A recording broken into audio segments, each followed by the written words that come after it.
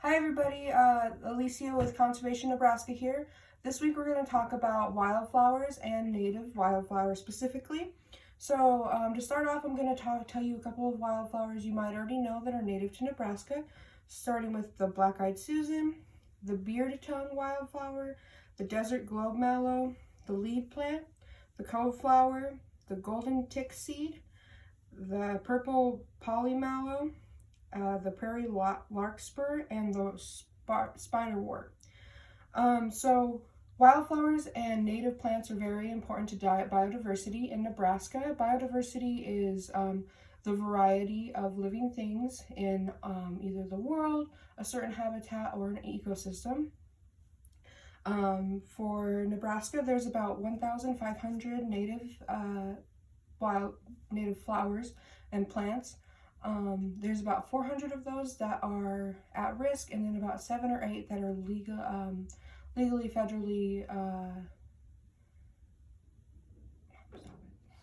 So we're going to be dissecting a dandelion today, and you're going to need a dandelion, a paring knife or X-Acto knife. Make sure you have a parent's permission and help with this part.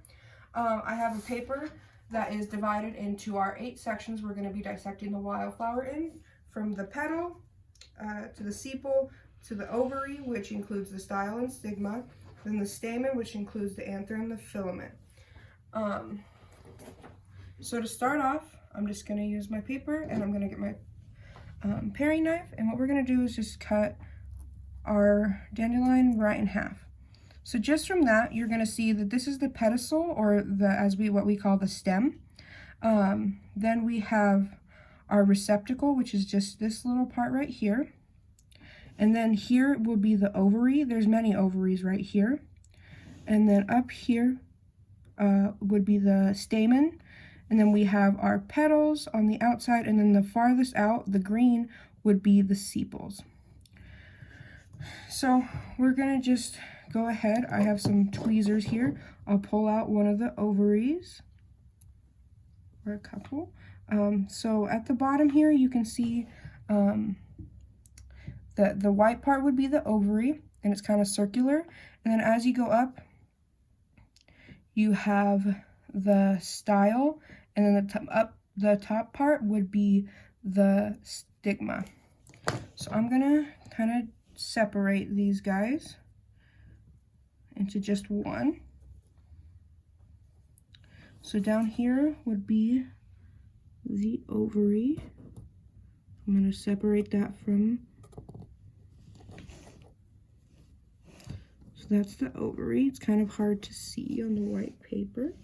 And then we have the style, which the stigma is still attached to. It's just the upper part that's a little bit round.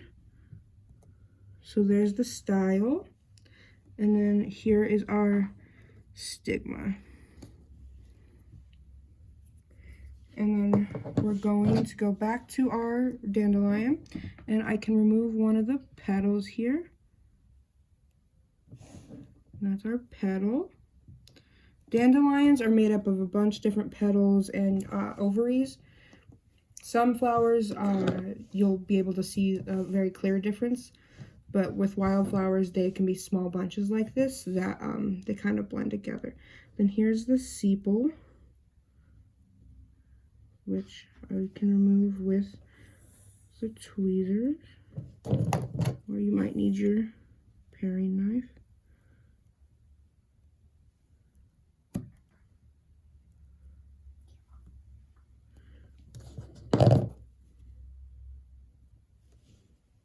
Remove the rest of that from there.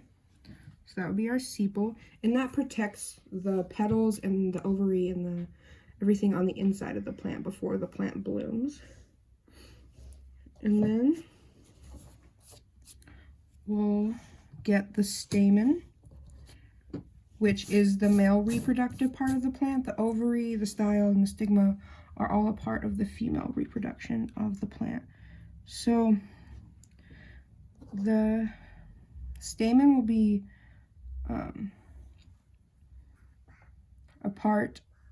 be more inside than the petals, but not so far in that it's the ovary. So if you can see, there's going to be like little curls at the top, and that's how you know it's the stamen. So that's the stamen. That whole piece is the stamen. And then, let me grab another one here.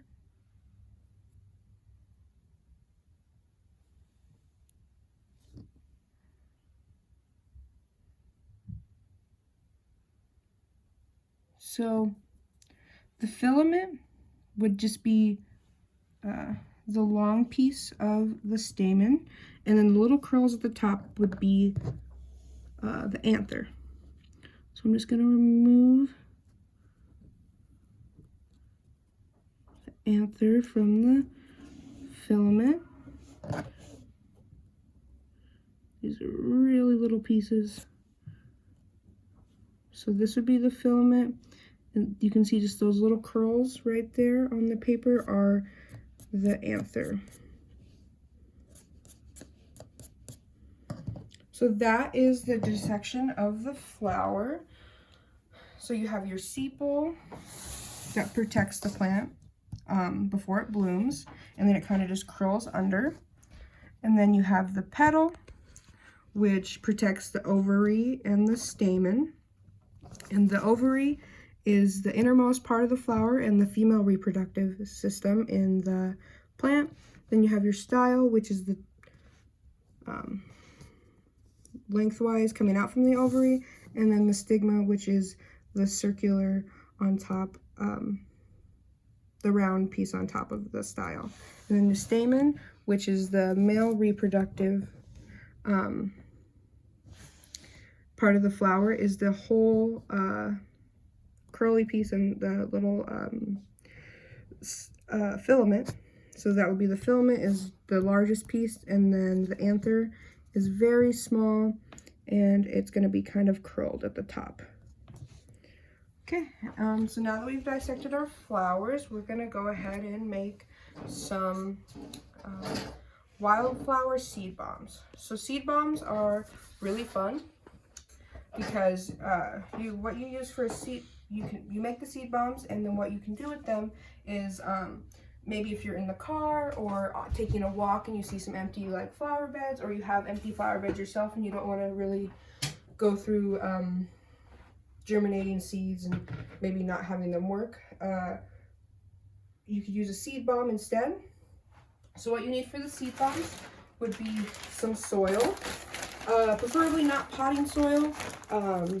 Topsoil and warm patches and soil like that will work though. And then you'll need some cat litter or clay. Natural unscented cat litter is just little pieces of dried clay. So, or you can use actual clay and mix it in. I've noticed that cat litter is the most inexpensive way to do it, and it's the easiest thing to find. So what you start, it's a 1-to-1 ratio with your soil. So we'll put 1 cup of soil there, and then we'll put 1 cup of cat litter, which is just that clay again. And you'll kind of mix those two together, get any clumps of the soil kind of taken out.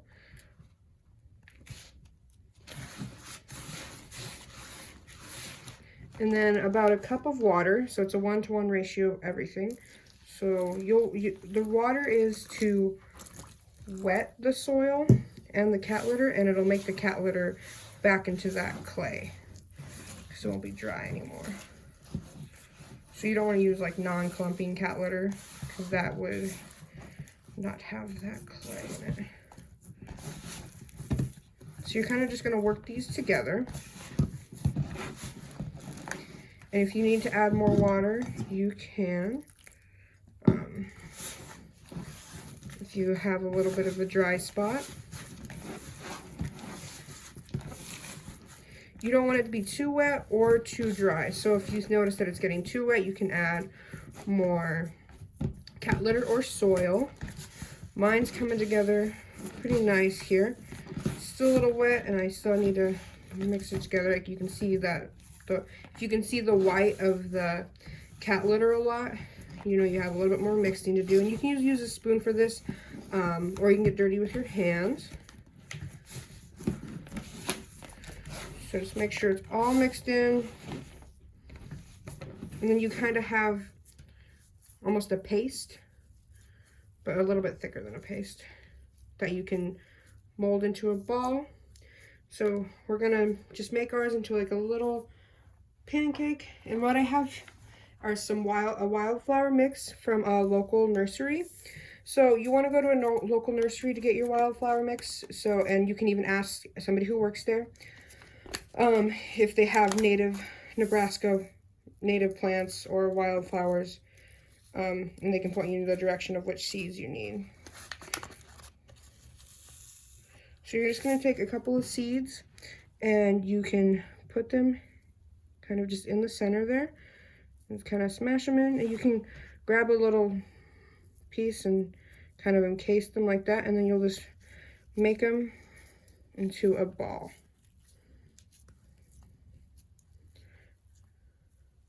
And then it's just a little ball, and you're going to want to let these dry. It takes about 2 days to have these dry fully.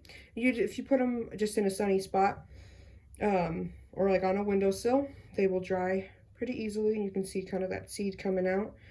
And then you can keep going. So I've made enough for me to make about 10 or 11, depending on the size of the seed bombs you're going to make. I've made about that much to make that. And some people like to just put their seeds right into their seed bomb mix and then make them from there. You can do that. What seed bombs also do is they protect them from wildlife getting to them. So birds or other wildlife getting into the seed before it has time to germinate. And you can just like toss these out of your window when driving. And they will self-germinate after the shell of the seed bomb kind of wears away naturally. And the cat litter helps with the soil. It helps protect that seed, so no wildlife's getting into it.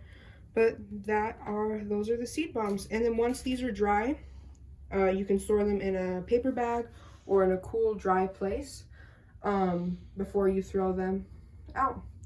But thank you guys for watching today. I hope you learned more about Nebraska wildflowers and about flowers in general.